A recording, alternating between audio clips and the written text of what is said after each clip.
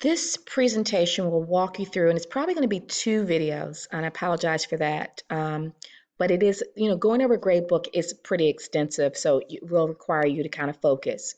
So the first thing, if you notice, we're using ThinkWave for this particular assignment based on what I read in the course description for this assignment.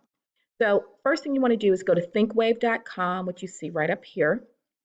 And this is a database of where we basically, every school is different. You may not likely when you graduate from Tuskegee and you get your first teaching assignment, you're going to have some type of online platform for grading.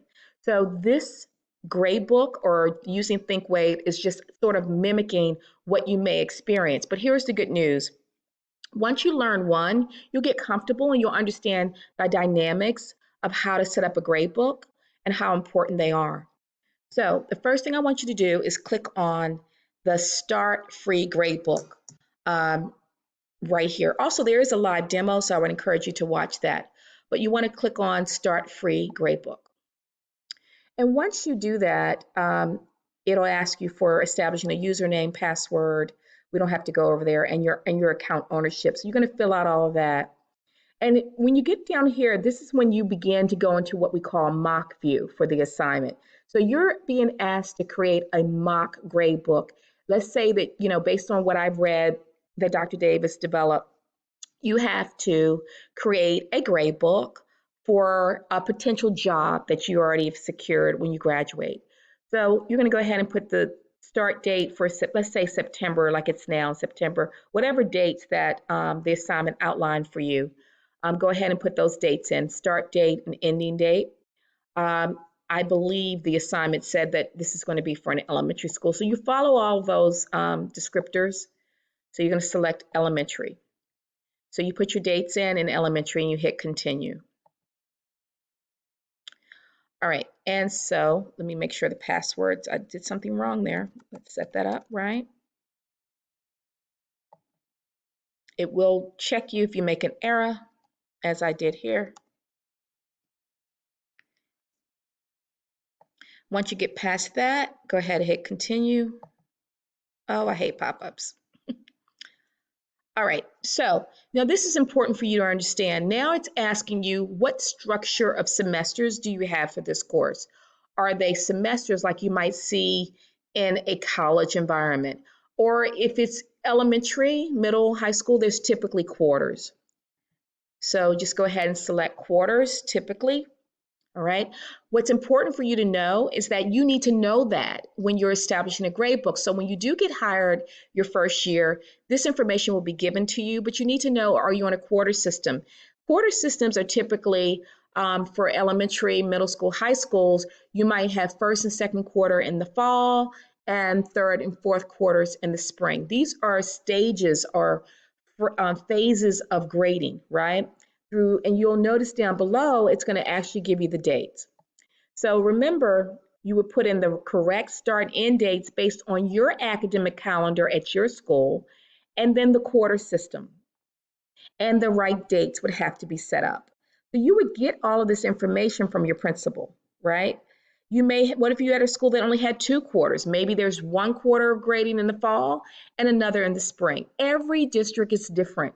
Your job as a new teacher is to know what those dates are and to make everything match. But for the purposes of the mock, you're going to follow the standard dates that are here on this screen. 4 quarters starting September 7th, ending June 14th, and the dates are already plugged in for you. So not a lot of work there. Go ahead and hit continue.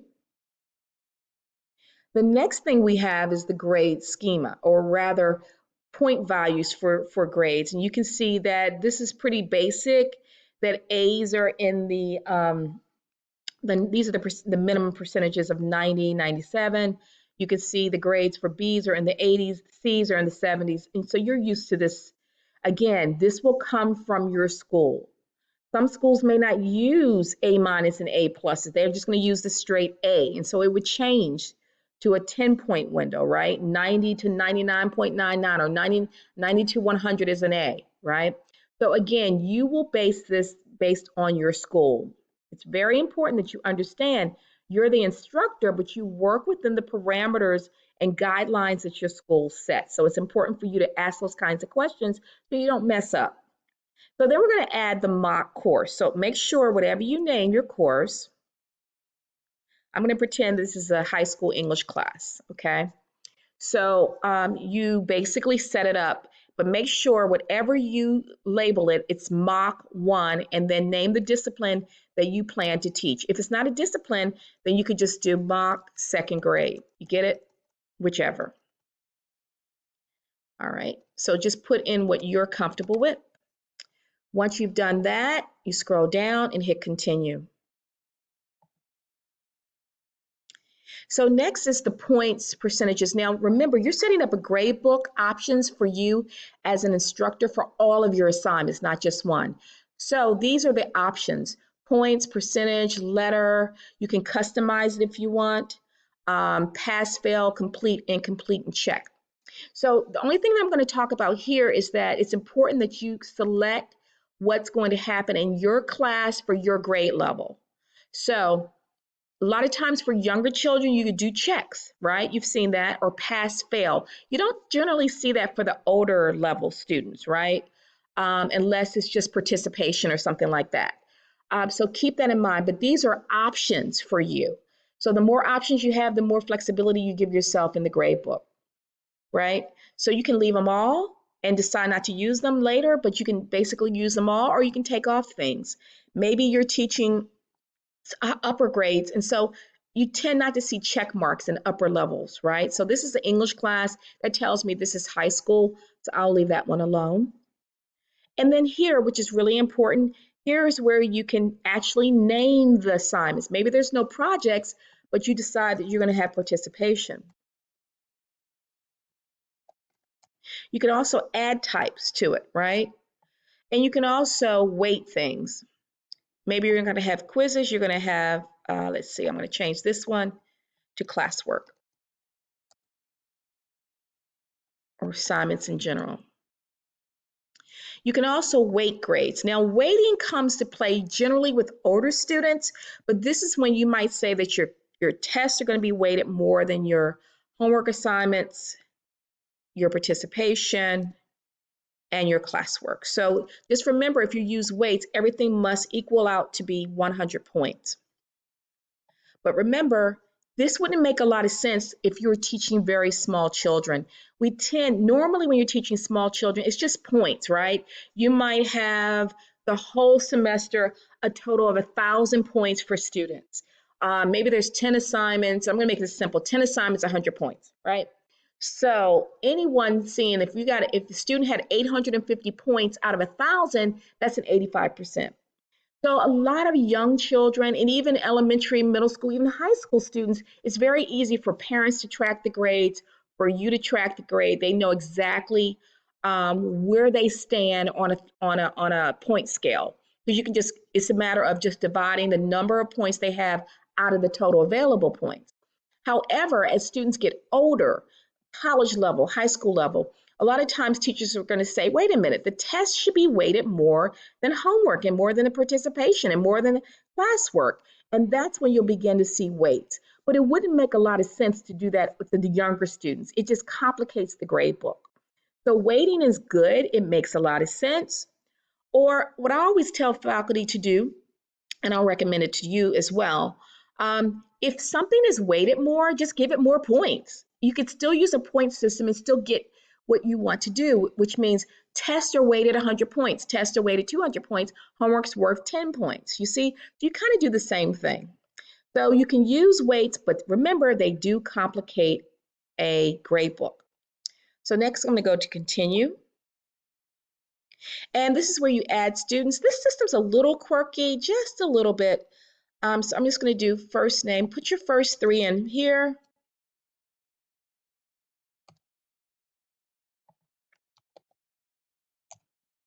Put your students in. I'm not sure why my emojis are coming up. So I believe Dr. Davis explained to me that your assignments or this assignment, you have to have 30 students in. So you're going to spend quite some time here, but I'm going to show you, it's a little, like I said, it's It's a little quirky. So let's see. Go ahead and put your first 3 in. I'm going to show you another way to get the rest of them in, okay? So I'm going to go here, go ahead and hit continue. And then you're going to put your assignments in very quickly. Just tell what the assignment is. And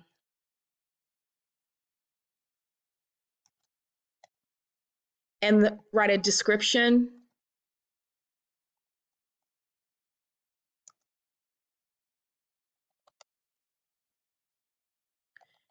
Detail it out there. The date of the assignment. The type. This is where you're going to tell what kind of assignment this is. So I'll put it under test since it was a quiz, and the point value or percentage. Make sure with your grading that it's very, very clear what the assignment grade is, okay?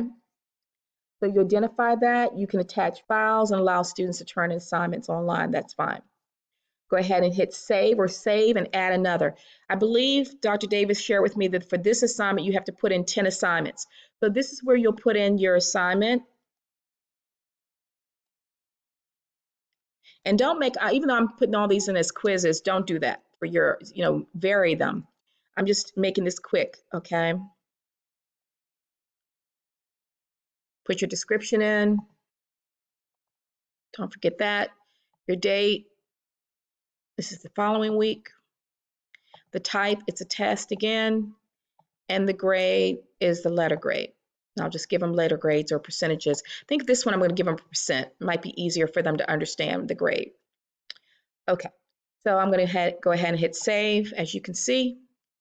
Now, what I was going to show you, these assignments are showing up right up here as I was showing you. To add another student, just go ahead and click create and add a new student. Because remember, you got to get 30 of them in there. So just put in the next name. Now, when you scroll down, this is the key. Scroll down, select the term, select the course. If you don't, the student won't add. So go ahead and then just go ahead and save another.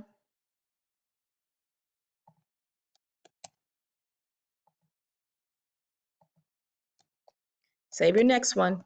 And you'll continue to do this. Don't forget, scroll down, select the class, and save. Now, if you get this message, don't freak out. It's just a quirk.